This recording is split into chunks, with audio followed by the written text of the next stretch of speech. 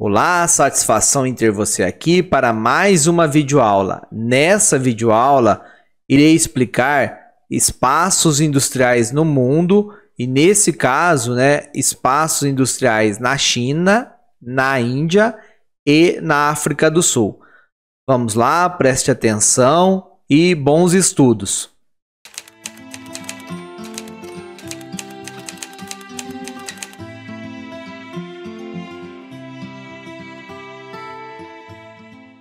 A China atualmente é a segunda maior economia do mundo, né? Inclusive, ela fornece aí para o mundo, vários produtos industrializados.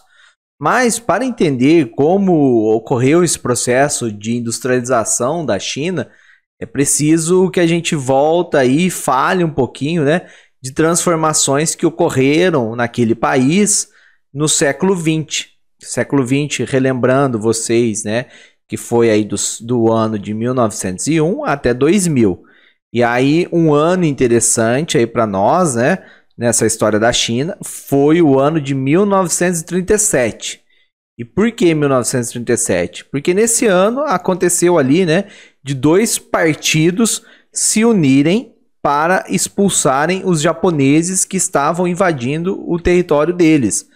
Então, o Japão, durante lá o período que vai ser, inclusive, da Segunda Guerra Mundial, ele estava tendo um avanço ali no extremo asiático, um avanço de domínios territoriais. E aí o Partido Nacionalista lá da China e o Partido Comunista também da China se uniram, para expulsar aí, a ocupação, expulsar os japoneses do território chinês. O Partido Nacionalista era liderado por uma pessoa aí chamado Chiang Kai-shek, e o Partido Comunista foi liderado por Mao Tse-tung. Então esses dois nomes aí, para a gente pensar aí nesse nome, porque a gente vai voltar a falar deles sobre essa história então e o que marcou na China. Esses partidos conseguiram, se uniram, expulsaram os japoneses. O Japão também, acabou perdendo a Segunda Guerra Mundial, isso em 1945. E aí esses dois partidos vão se enfrentar. Então, depois que eles expulsaram os japoneses, eles vão se enfrentar numa disputa pelo poder que se estendeu até o ano de 1949. Então, a partir do ano de 1949, o que ocorre? O exército camponês, liderado aí pelo Partido Comunista, conseguiu vencer o Partido Nacionalista. E aí, com isso, o Partido Comunista criou a República Popular da China. Então, criou a república aí, de origem aí baseado no socialismo, que vai implantar, o modelo comunista na China.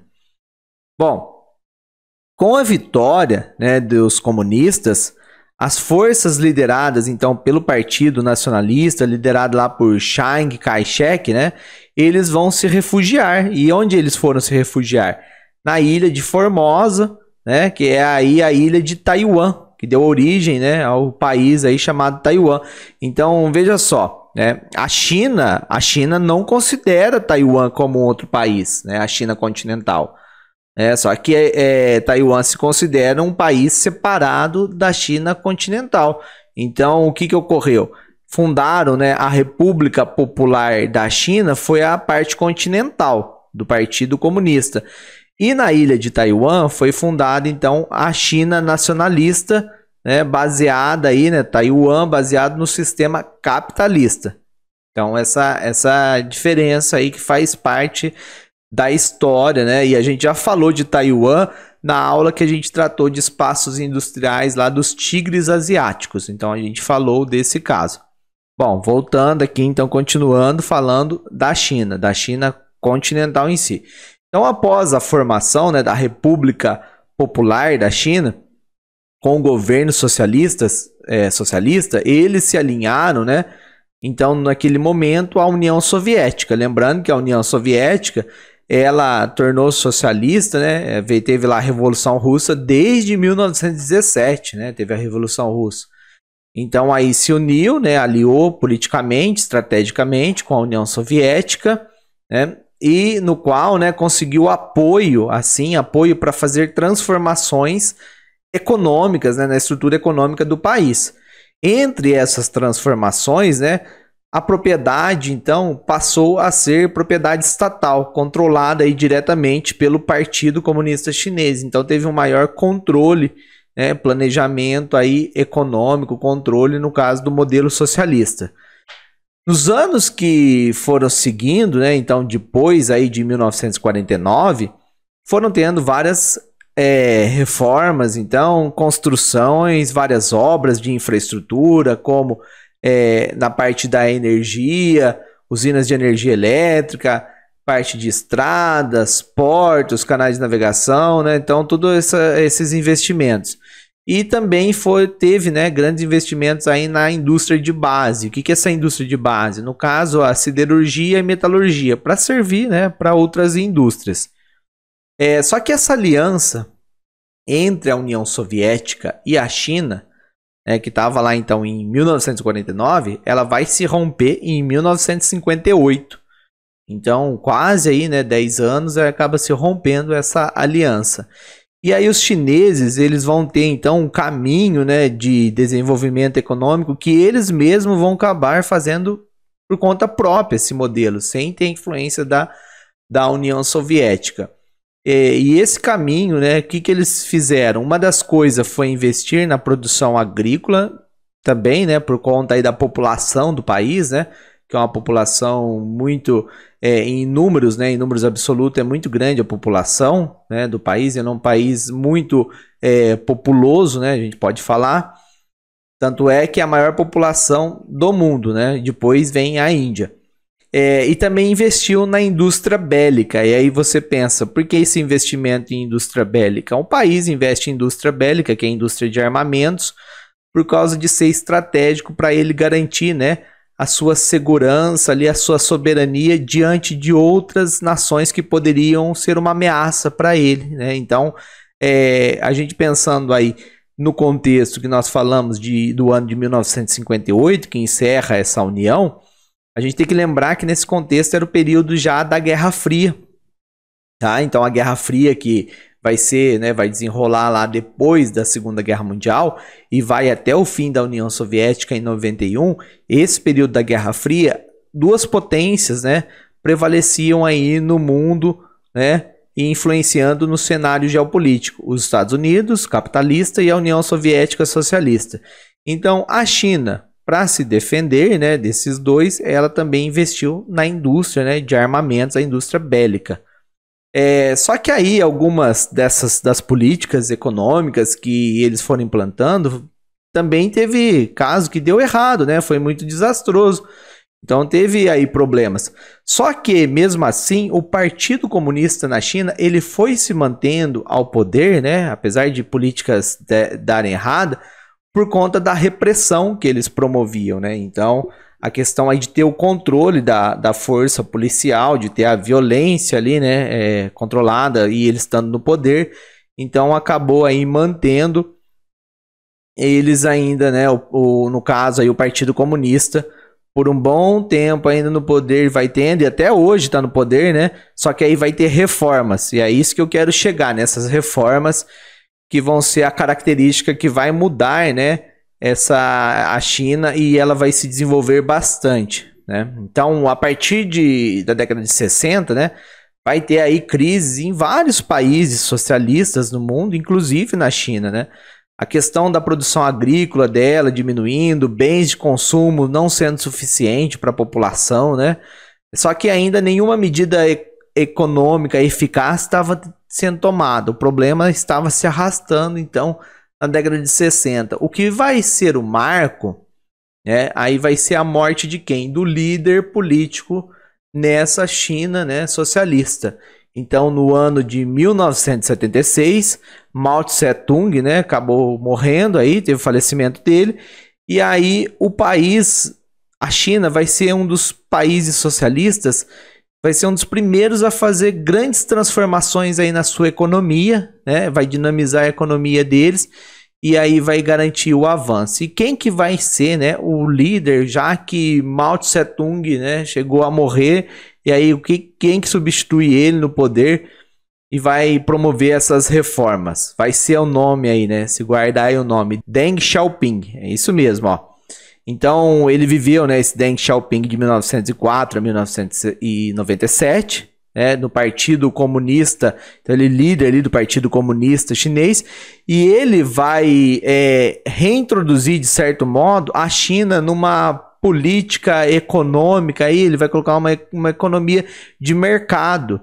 E aí pode parecer até meio contraditório, né? Uma vez que o país ele é socialista, na base, aí fica assim, ele fica socialista na base política, com um partido único no poder, o Partido Comunista Chinês, só que por um outro lado começa a ter uma grande abertura econômica, vindo aí capitais estrangeiros, vindo investimentos, empresas multinacionais, tudo instalando ali no território chinês, aproveitando mão de obra barata, oferta de energia, e eles vão dinamizando a economia, só que mantém ainda a base, né, a base política socialista. E aí uma palavrinha bem interessante aí que a gente vê nesse caso, né, desse modelo chinês, né, que eles criaram as tais, né, chamadas zonas econômicas especiais. Então, se você vê a sigla ZEE, né, e aí vê relacionado à China, né? Essas ZEEs são zonas econômicas especiais. Então, locais, né? Que vai ter aí, no caso, vai ser instalado, né? As indústrias, vai ter abertura para a vinda de investimento externo, vinda de empresas multinacionais. Então, vai ser essas áreas especiais de atração, né? Atração para a indústria, né? No caso, na China. Olha só, veja esse caso desse mapa, né? Esse mapa que ele está mostrando, né? Aí nas áreas que você está vendo aí com um fundo, né? Um fundo ali, uma mancha ali, uma cor rosa, né? Tá ali as áreas de difusão industrial. E aí chama atenção, olha nesses losangos, né? O losango cor de rosa, que são a zona econômica, né? A zona econômica especial. Então ali, ó, tudo próximo do litoral, né? Essas zonas econômicas especial, que são as áreas que vão receber essas indústrias estrangeiras e tudo mais. Então, quando a gente pensa aí na industrialização da China, ela é muito mais industrializada nesse litoral, né? A gente pega aí observando o mapa, como tem ali a orientação do mapa ao norte, então essa parte aí é o litoral ao leste, né? Se colocasse a Rosa dos Ventos lá no meio do mapa da China, né? Se colocasse, então você ia ver que é a parte leste ali, ó, a parte leste dela, o litoral leste ali, que é a região industrializada da China. E isso também se deve por conta do relevo, né? Veja só esse caso para você entender, né? Esse padrão, então, de distribuição espacial, que você vê assim, você fala, só uma região da China tem mais indústria e tal, mas a população também, né, tem uma distribuição irregular no território, por conta das características do próprio relevo. Olha só, esse mapa, né, mostra isso que eu tô falando, né? Quando você pega, né, aquelas áreas industriais estão ali no que é chamada ali, ó, planície oriental, aquela região. Então, uma região que a altitude, né, acaba sendo mais baixa ali, né, a altitude do terreno. Você vê até 400 metros, então são áreas, né, mais baixas da China. Em compensação, a região lá do Planalto do Tibete, né, é região aí muito elevada, né, então é área pouco ocupada. E também outras áreas ali mostrando, ó, também bem elevada, né, de 400 a 2.000 metros, desertos. Então é por conta disso. Então, quando a gente pensa na distribuição espacial das indústrias, né, na China, a gente tem que também, né, pensar aí na questão das próprias características naturais dela. Então, que é a própria distribuição da população, das cidades, né, está relacionada aí, ocupando justamente essa área aqui de relevo, né, chamada aí planície oriental. E aí falando, né, em si das zonas econômicas especiais, então, que eu já mostrei aí no mapa. Quem idealizou essas zonas foram, então, né, o Deng Xiaoping, né, e aí implantou a partir dos anos de 80. Então começou, né, a fazer um desenvolvimento aí a China, né, fazer um desenvolvimento econômico a partir dessas zonas econômicas espaciais. O que acontecia com essas zonas econômicas espaciais? era permitido, né, nessas áreas o funcionamento da economia ao molde do sistema capitalista. Então, você vê, dentro de um país socialista, eles fizeram aberturas em certas áreas do país ao modelo, né, capitalista. E aí essas cidades escolhidas, né, para a criação dessas zonas de economia de mercado, né, abriram-se para o investimento estrangeiro, então receberam, né, vários fizeram medidas para receber esse capital, né, para atrair o investimento externo. Como? Que medidas fizeram? Né? Colocando, por exemplo, o imposto bem baixo, isenção de taxas de importação de máquinas, equipamentos industriais e outras coisas, né? Tudo que fosse utilizado para a indústria, eles deixavam com um imposto bem baixo ou incentivavam, né? E ainda também facilitava que a empresa que instalasse ali naquela zona especial econômica pudesse mandar o recurso, né, para sua matriz lá no exterior. Então a empresa, por exemplo, que instalou ali dos Estados Unidos ou do Japão ou de outro país, da Europa, por exemplo, ela conseguia facilmente mandar esse lucro aí para o exterior e tinha várias vantagens de estar instalada ali, né? Além disso, né, essas multinacionais, o que acontece? Que vão se instalar ali nas zonas econômicas especiais. Elas vão contar ali com uma mão de obra industrial na China, uma mão de obra industrial barata. Inclusive, a própria economia chinesa mantém a taxa de câmbio, né, mais baixa, que aí acaba sendo um pagamento bem menor aí por essa mão de obra. Então, os preços dos produtos, quando são feitos, né, na China, por essas empresas que instalam ali e têm um aporte tecnológico, né, vão ser um preço bem mais competitivo a nível internacional. E aí depois, num outro momento, né, vai se instalando, que num primeiro momento foi instalando indústrias mais simples, indústrias têxteis, de brinquedo, de calçado, mas no segundo momento, nessas zonas econômicas especiais, né, vão vir indústrias de automóveis, de equipamentos eletrônicos, outras partes, né, de equipamentos elétricos, tudo isso. E como que é hoje, né, o panorama atual, a gente pensar, né? Então, essas reformas lá da década de 80, essa criação das zonas econômicas especiais, dinamizaram a economia da China, dinamizaram muito, né? Então, aí foi crescendo e a economia da China foi crescendo a taxas, né, muito elevadas, taxas de 7%, 10%, né, de ampliação aí anual do PIB, né? E aí sempre superior à taxa de crescimento mundial. Então o país foi tornando-se uma economia muito grande que está aí, né, hoje, como eu falei no início, a segunda maior economia, né, no mundo. Então, com isso, né, o país ele foi, né, num começo lá, no início da Zona Econômica Especial 80, era produtos mais simples, mas aí o investimento tecnológico foi aumentando, né? E aí hoje já produz desde computadores, peças de computadores, aviões, várias coisas aí de grande competitividade internacional, inclusive até na indústria aeroespacial, né? Porque eles têm programa também aeroespacial de levar aí satélites, né? Colocar no espaço e tudo mais. A China, né, já é um grande exportador aí de peças tecnológicas, de tudo para a indústria, né? Basta ver aí como a gente tem essa dependência, né? Ampliou muito também a questão de pesquisa e desenvolvimento, né? O investimento lá em P&D, né? Pesquisa e desenvolvimento. E o consumo, agora o que é interessante, né, que está acontecendo, né, que o consumo interno da população, né, tem aumentado. Então, além deles serem um fornecedor para o mundo, né, um fornecedor aí, porque várias indústrias se instalaram lá e aí acabaram, né, essas indústrias aí fornecendo para a cadeia internacional, né, de produção, faz parte, é o que produz ali.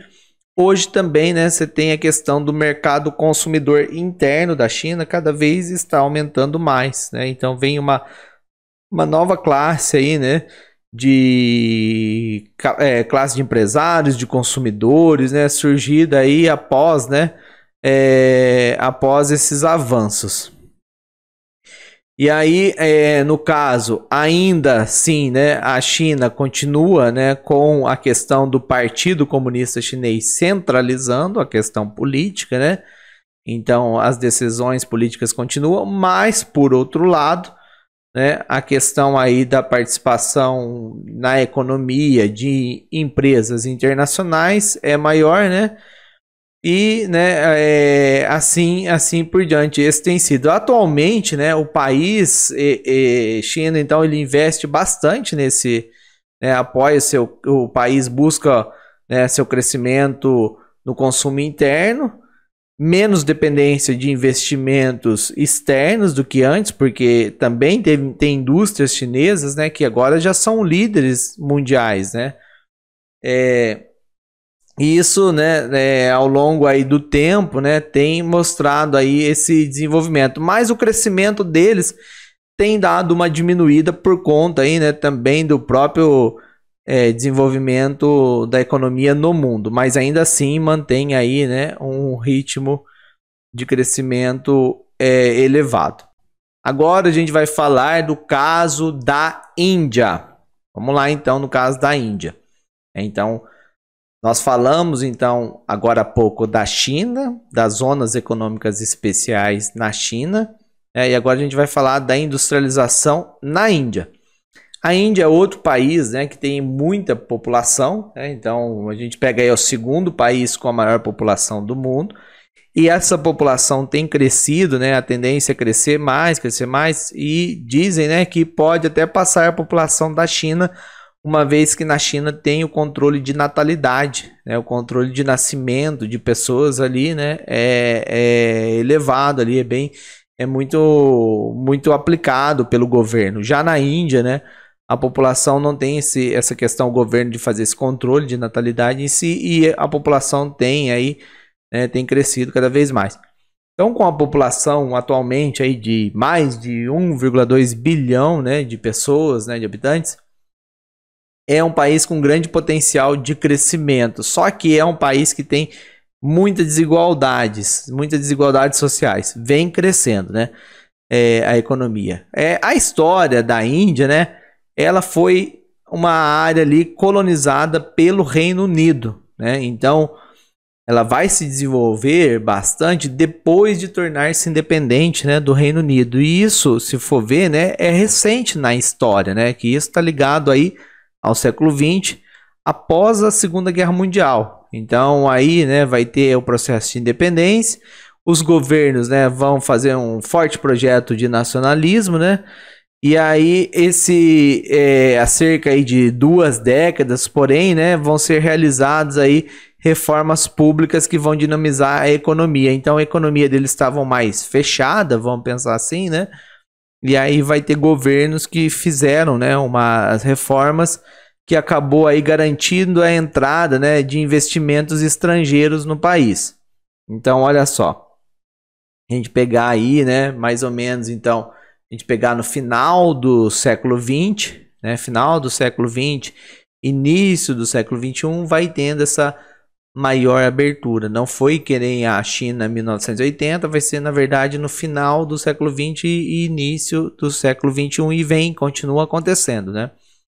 Então vai ter aí, né, uma grande entrada de investimentos estrangeiros direto, né? E ao contrário do caso dos países da América Latina, que a gente falou na outra aula de industrialização, né? A Índia ela não vai fazer uma abertura econômica aos moldes lá do neoliberalismo, no caso seguindo o consenso de Washington, né, quando você procura lá, né, ler sobre isso, foi aí no final de 1990, por aí, que veio orientações, né, políticas dos Estados Unidos, do FMI, né, desses órgãos que emprestavam dinheiro para os países, e eles queriam uma maior abertura, né, abertura política que deu aí, né, um impulso à globalização. O que acontece é que a Índia, essa abertura dela, né, foi bem controlada. A privatização também, né, das empresas foi controlada.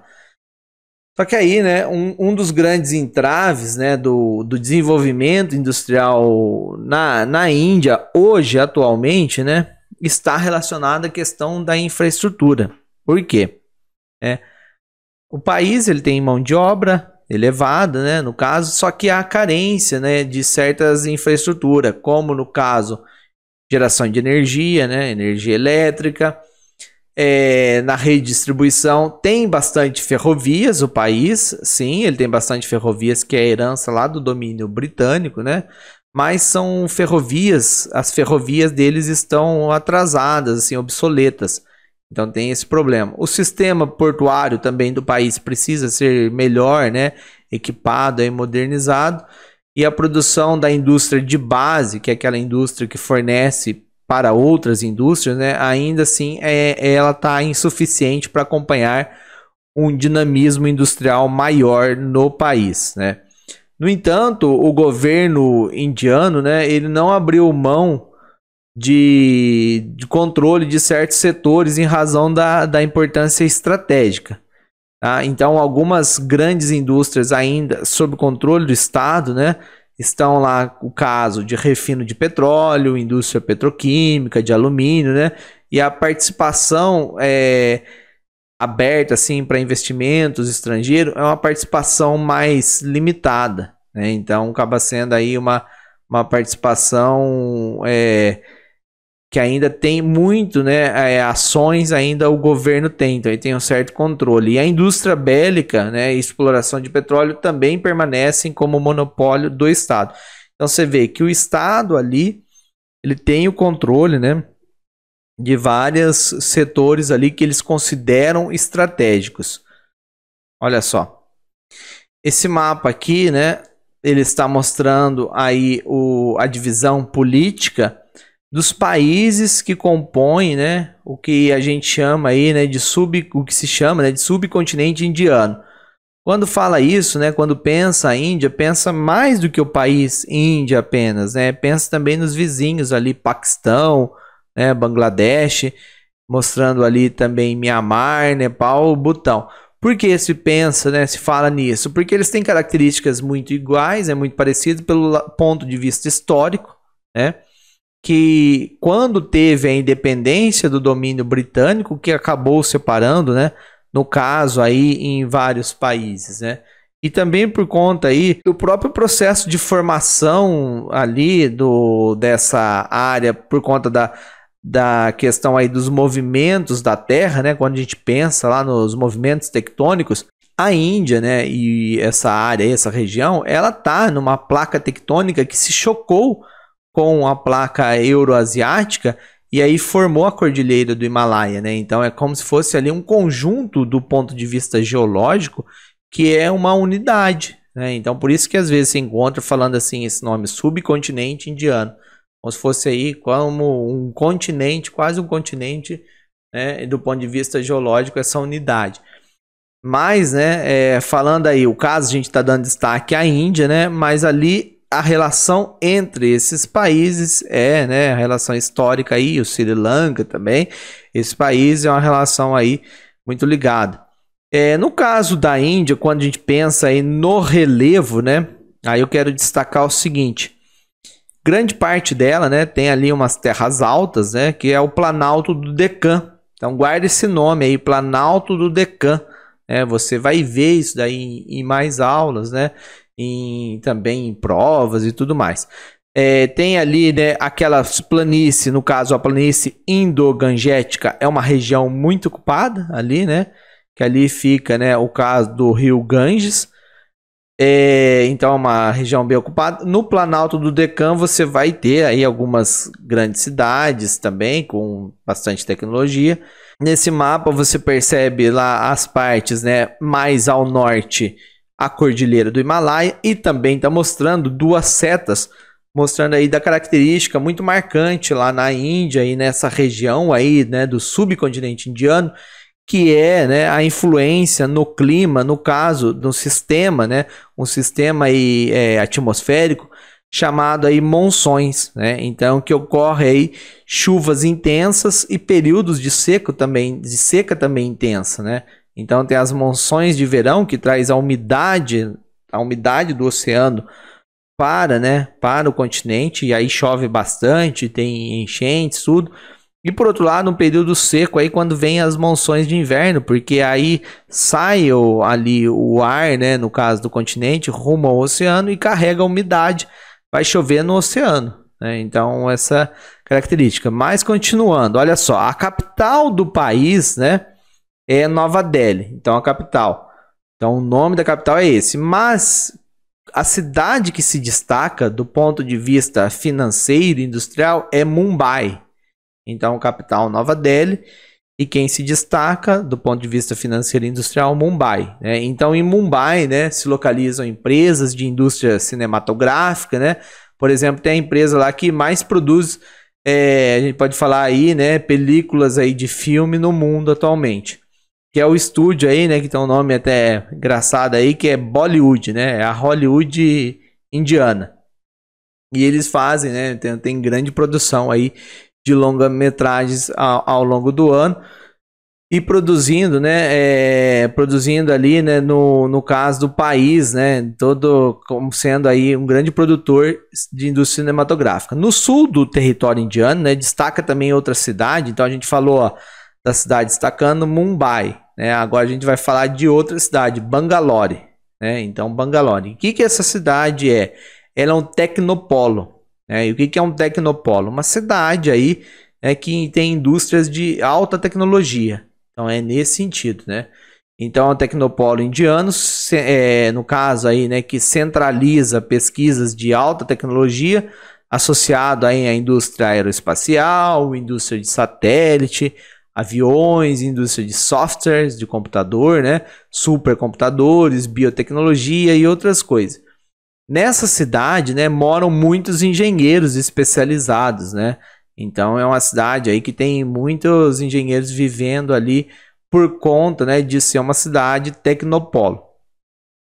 E aí, né, que acontece, né? Os cientistas e profissionais especializados, né, em novas tecnologias, no caso da Índia, eles recebem salários menores que os de outros países. Então, para a indústria multinacional que é dessa área de tecnologia, compensa instalar, né, filiais em Bangalore, né? Compensa porque tem lá, né, o suporte ali que o governo já fez de colocar redes de fibra ótica, toda a infraestrutura, né, de conexão de internet, e outras infraestruturas para dar esse desenvolvimento desse tecnopolo. E além disso, a mão de obra é uma mão de obra barata em relação a outros países. Então isso acabou atraindo, né, várias empresas aí que levaram, né, essa parte de centro de pesquisa e tecnologia para a Índia, na cidade Tecnopolo de Bangalore. Além disso, né, tem uma outra coisa que a Índia tem interessante. Lembra que eu falei que ela foi colonizada pelo Reino Unido? Então, uma das línguas, né, que eles falam ali, que é idioma oficial do país, é a língua inglesa. Então, né, como grande parte da população domina, né, a língua inglesa, isso também favorece aí para várias indústrias multinacionais de tecnologia instalar, né, nesse caso, lá em Bangalore. Aí recebe investimentos, né, nesse setor tecnológico. E aí outra coisa agora, né, falando, né, ainda da característica da Índia em si. Ela também, né, possui aí grandes reservas de carvão mineral, a Índia, e de ferro, né. Tem uma indústria siderúrgica expressiva, só que é claro que se desenvolver demais não daria conta, né, do avanço aí que poderia ter, o avanço tecnológico. Só que eles são, ainda assim, né, um dos maiores produtores de aço do mundo, né? E o setor, por conta disso, do aço, né, o setor automobilístico deles vem ganhando também destaque internacionalmente. Então está tendo aí a projeção de uma indústria de carros, né? E aí várias indústrias automotivas, né, do país, né, indústrias nacionais, têm aí se destacado. E aí você começa a ouvir nomes, né, marcas desses veículos, né, Mahindra, Tata Motors, né? Então tem aí aumentado a capacidade. Eles vendem ali, no caso, para eles, mas também, né, vendendo para fora, né? E até, que nem o caso, essa indústria nacional, a Tata Motors, né, ela também tem adquirido empresas, marcas de carro, né, grandes marcas aí que pertenciam, né, no caso, que pertenceu à Ford, como a Land Rover, Jaguar, né, então você vê que a empresa foi crescendo também, né. Além disso, né, no caso da Índia, se destaca também uma coisa interessante que ela tem, e aí de novo por conta da língua inglesa e por conta, né, do caso da mão de obra ser barata, tem muito serviço lá, né, na área de setor quando você pensa lá os setores da economia, que é o setor de prestação de serviços lá no terciário, que é empresas, né, ligadas a telemarketing e call center, né? Então empresas aí, né, que fazem lá o atendimento à reclamação do consumidor, né, ou propaganda e tudo mais, esse serviço, né, de telemarketing. E aí, por conta da mão de obra barata, muitas empresas, né, e a fluência na língua inglesa, muitas empresas pegam e transferem o setor aí dessa parte de telemarketing para a Índia, aproveitando, né, aquela mão de obra e as tecnologias, a gente pensar, tecnologia de informação, porque pode a pessoa estar lá na Índia, né, e conversar com outra pessoa, seja nos Estados Unidos, seja no Reino Unido, conversar ali com telefonia e o atendimento ali, a outra está fazendo lá longe, e aquela pessoa que está nos Estados Unidos ou no Reino Unido nem imagina que quem está atendendo ela esteja em um país tão distante, e aí fala a mesma língua, né?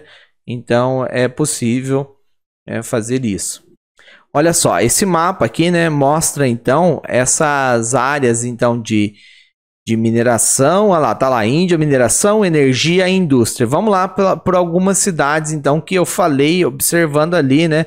E também as cores do mapa. As áreas laranja estão ali como regiões industriais, né? Então eu falei, né, para vocês que a capital é Nova Delhi, tá ali, né, marcado Delhi, né? No caso, eu falei para vocês de uma cidade, né, que é muito importante como centro econômico e financeiro e industrial, que é Mumbai. Você vê aí, né, na parte do litoral oeste, né? Coloca a Rosa dos Ventos de novo lá no meio, né, do território da Índia. E aí a Rosa dos Ventos está aqui na beira, aqui no canto do mapa, né? Você pega e coloca ali a parte oeste, Mumbai, ok. Ainda eu vejo assim na parte mais ao sul, né, da Índia, Bangalore, que eu falei que é o Tecnopolo. Então tá aí, né, essas áreas industriais mostrando aí da Índia e mostrando, né, algumas dessas cidades e também mostrando, além do tipo da indústria, tá mostrando, né, gasodutos, oleodutos instalados no território e também área de mineração de carvão, que eles são fortes, né, nessa mineração de carvão, e também áreas de mineração de ferro. Aí eu quero falar para vocês de zonas econômicas especiais na Índia. Olha só. Então, o que eu falei lá da China, né? A Índia também seguiu esse modelo. Então, também criou, né, zonas econômicas especiais. Mas não foi na década de 1980 como foi na China. Isso demorou, né? Isso começou a ser criado em 2005, então na Índia, né? Essas zonas econômicas especiais. Para quê? Para incentivar, né, a produção industrial e exportações, né, no caso do país. Então, as zonas econômicas especiais, né, são áreas onde, né, por um período de 15 anos, haverá isenção de imposto para capital nacional, estrangeiro e parcerias público-privado. Então, olha o incentivo que faz. A indústria vai lá, o capital estrangeiro quer aproveitar a mão de obra daquele lugar, tudo, instala uma indústria e tem uma isenção, né? Para atrair a indústria de outro país, eles colocam isenção de 15 anos de impostos. E aí tem próprio aeroporto, tem portos, ferrovia, então tem várias infraestruturas, né?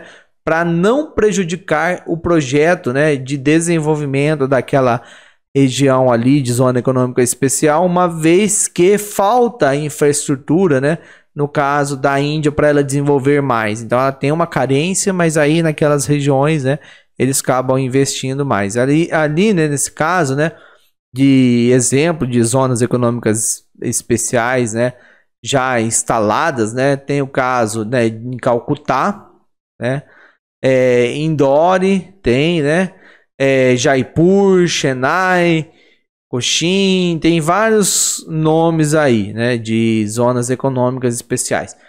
Além disso, né, também tem as tais zonas de processamento de exportação, né? Também são áreas, né, aí que o governo, né, faz atração, né, faz algum incentivo.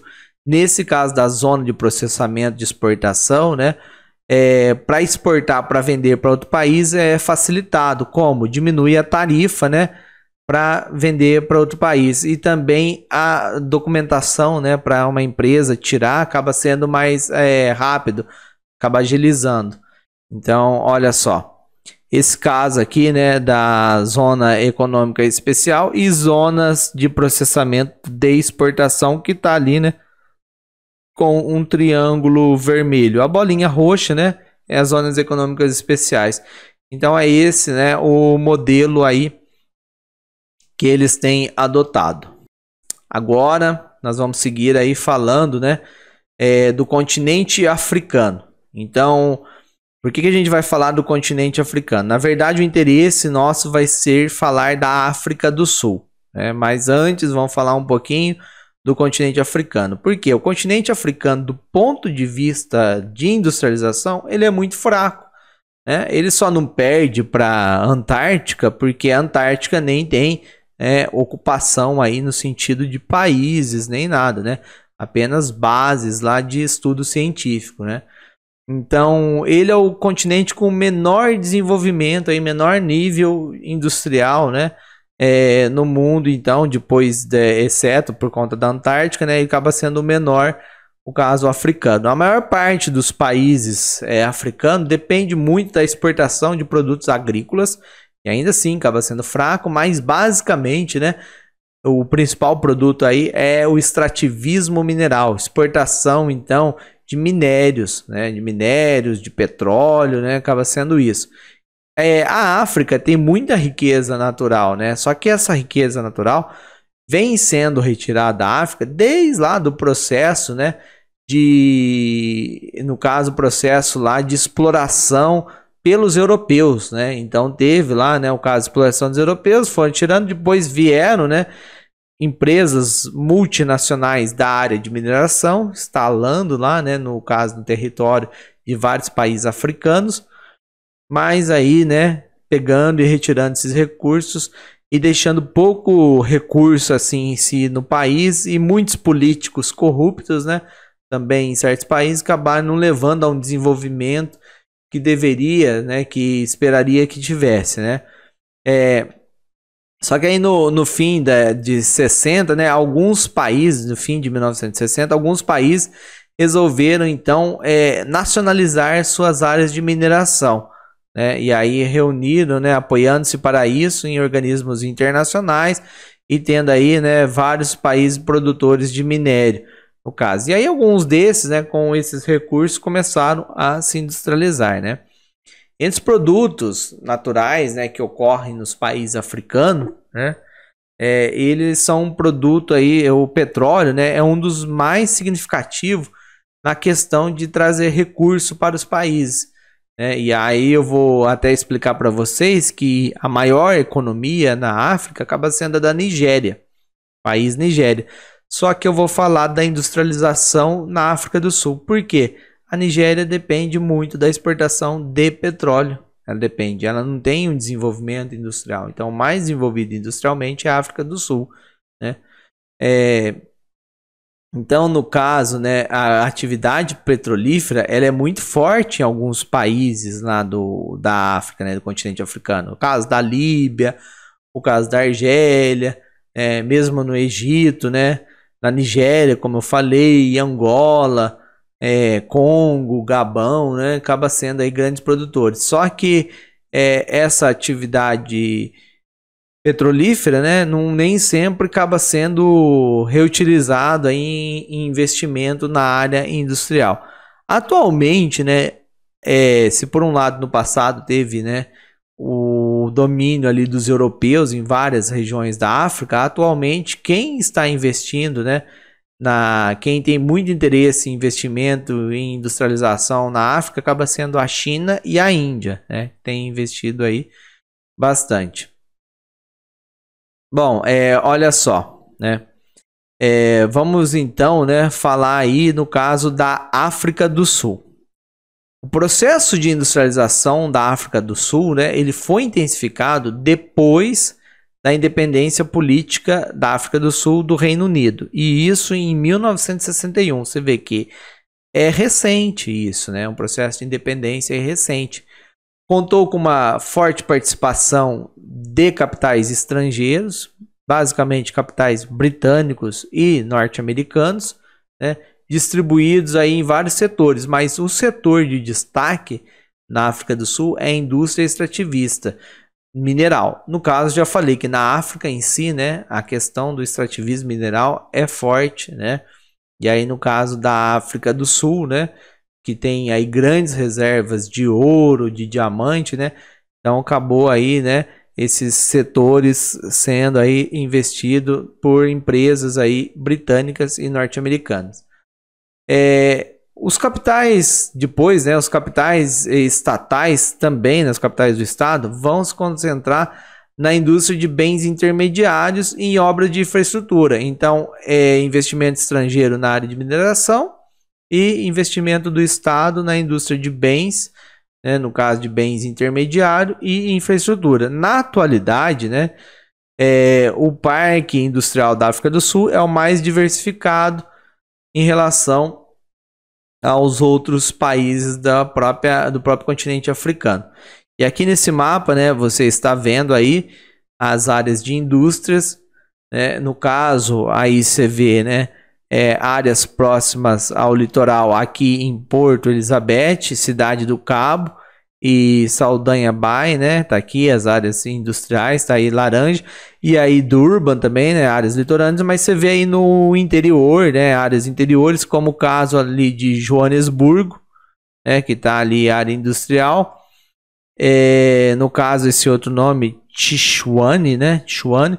Uma coisa aqui que é interessante, você vê que tem dois países dentro do território da África do Sul, dentro da África do Sul tem dois países, tá? Que é Lesoto e Suazilândia, mas não são países independentes, né? Não tem relação com a África do Sul. Parece estranho, mas tem essa configuração.